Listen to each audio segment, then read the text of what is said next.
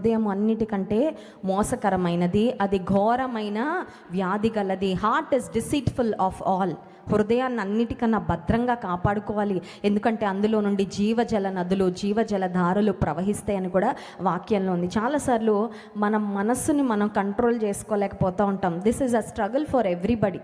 ఈ లోకంలో జీవించే ప్రతి వ్యక్తికి వచ్చే స్ట్రగులే. మన మనసులో ఉండే ఆలోచనలు, భావాలు, కొన్నిసార్లు బాధని కంట్రోల్ చేసుకోలేం, కొన్నిసార్లు కోపాన్ని కంట్రోల్ చేసుకోలేం, కొన్నిసార్లు డిప్రెషన్తో కూడిన ఆలోచనలు వస్తూ ఉంటే ఆపుకోలేం. నా మనసుని ఎలా నేను ఆపుకోవాలి, నా మనసులో వస్తున్న ఈ వేగంగా పరిగెడుతున్న ఈ ఆలోచన నేను ఎలా నియంత్రించుకోవాలి. కొన్నిసార్లు మన మనసును మనము స్వాధీనపరచుకోలేకపోతూ ఉంటాం. సంసోను జీవితంలో కూడా తన మనస్సును స్వాధీనపరచుకోలేకపోవటాన్ని బట్టి తన మనస్సును, తన హృదయాన్ని మరి ఫిలిస్తీయ స్త్రీలకు తాను ఇచ్చివేయడం వలన సంసోను తన జీవితంలో భయంకరంగా నష్టపోయినట్లుగా మనం గమనిస్తాం.